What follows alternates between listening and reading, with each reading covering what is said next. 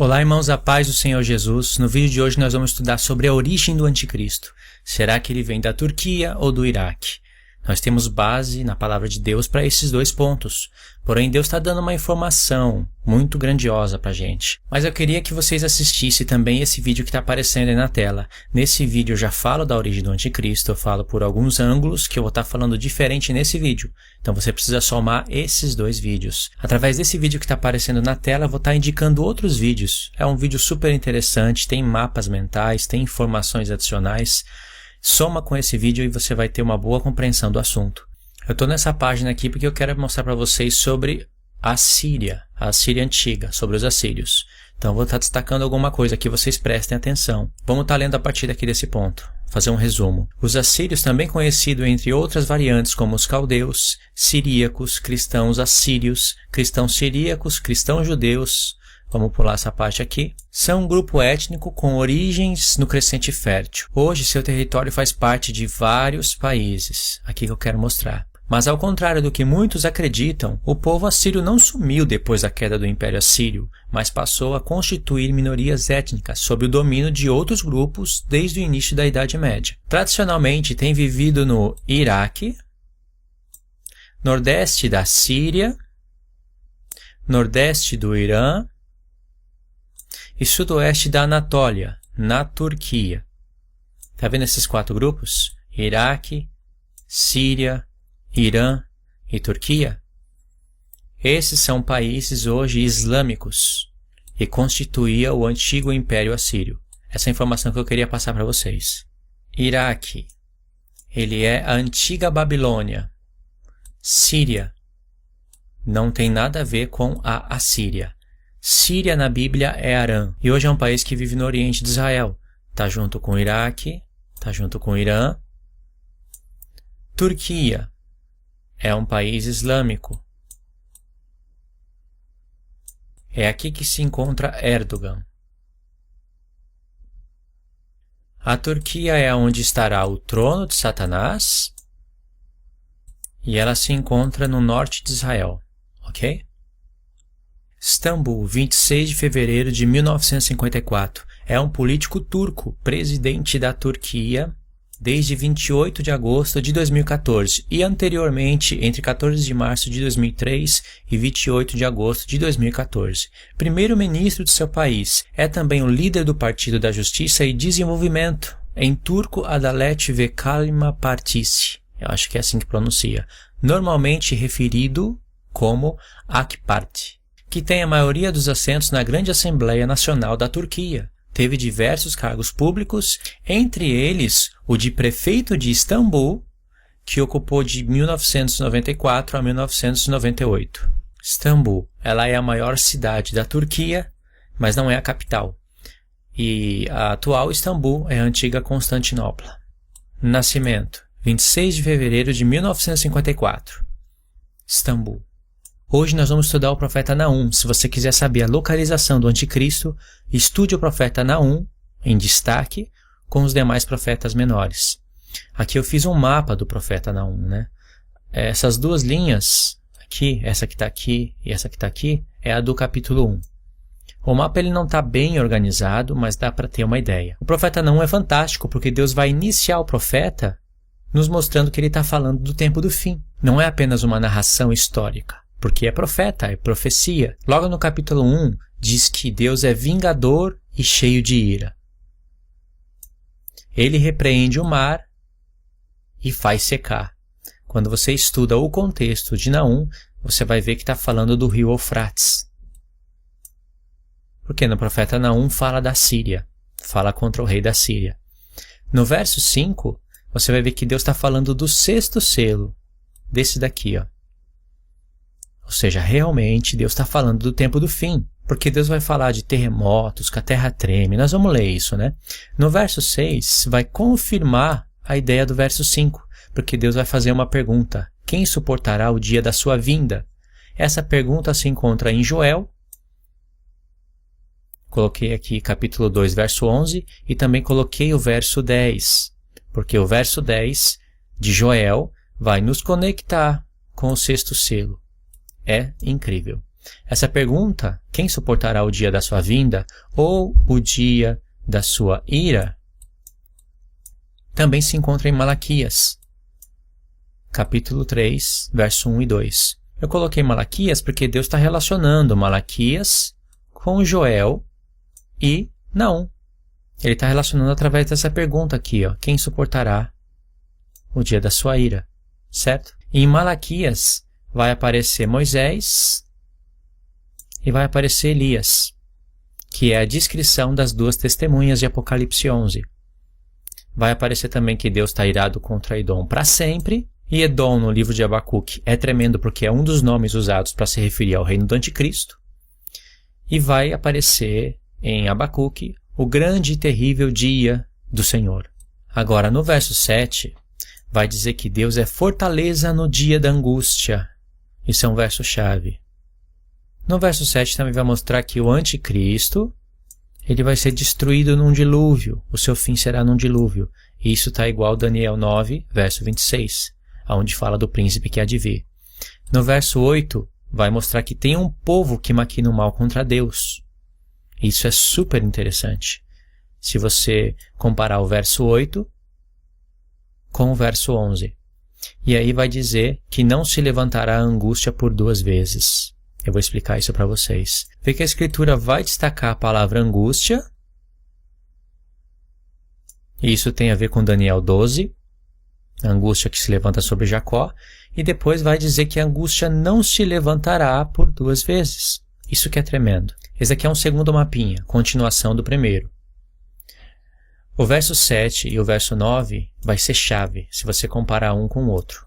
Tem que comparar o verso 7 com o verso 9, porque vai dizer que tem um povo que maquina o mal contra Deus.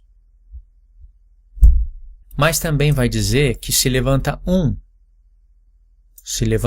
que maquina o mal contra Deus, e ele é chamado de conselheiro de Belial. Esse um que maquina o mal contra Deus é esse personagem aqui,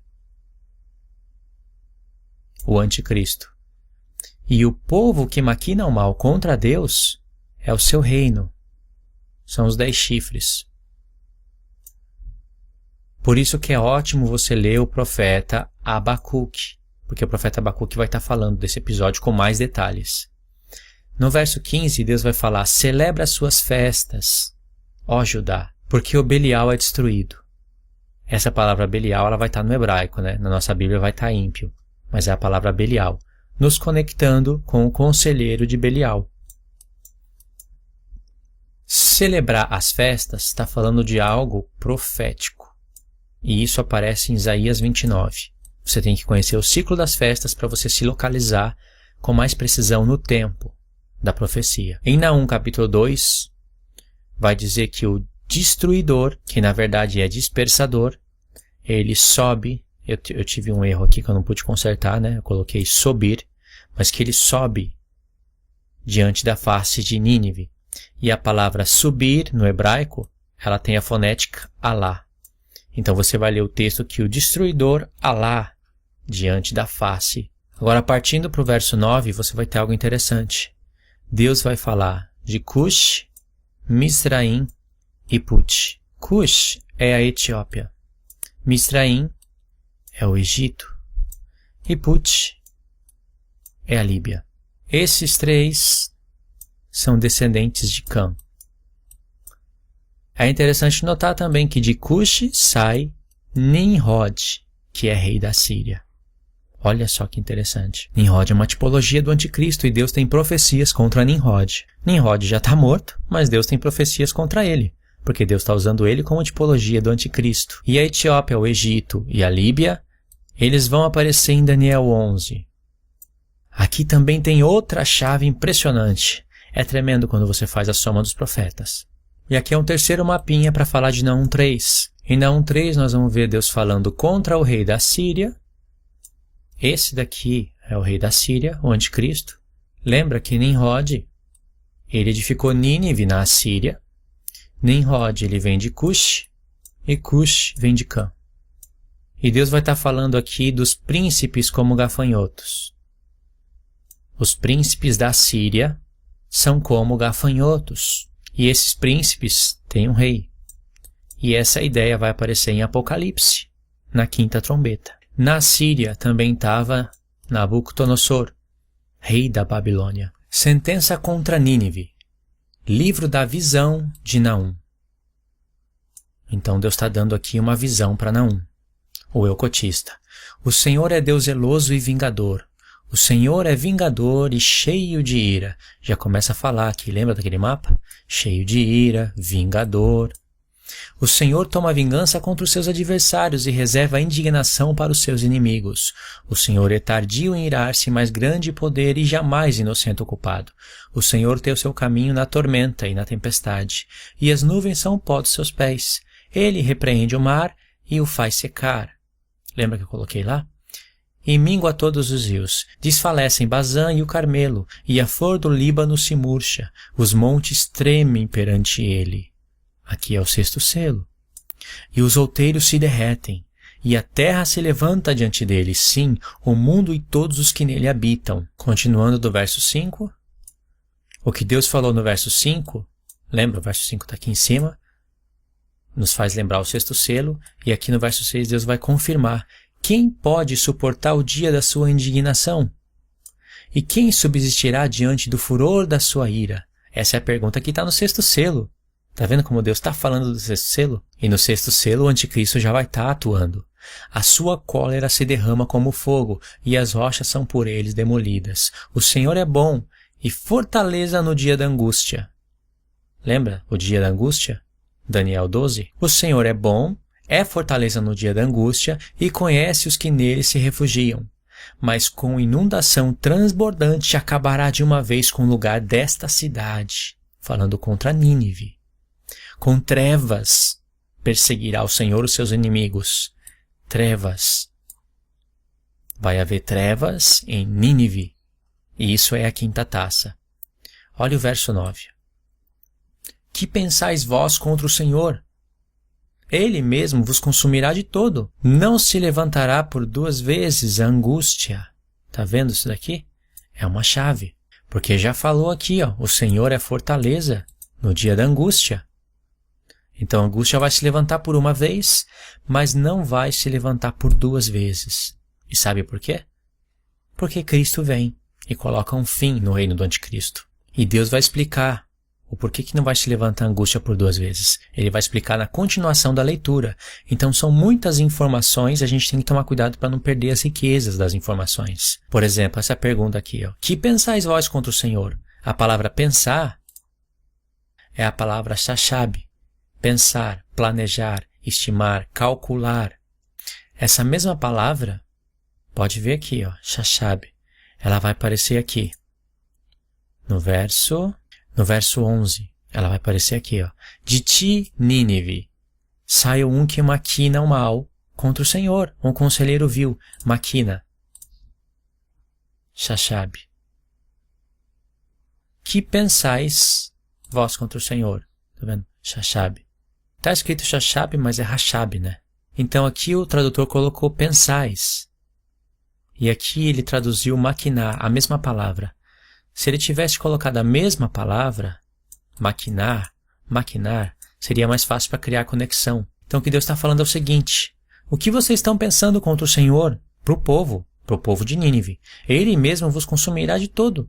Não se levantará angústia por duas vezes. Ou seja, como Deus vai consumir esse povo completamente, a angústia não se levantará por duas vezes, mas ela vai se levantar por uma.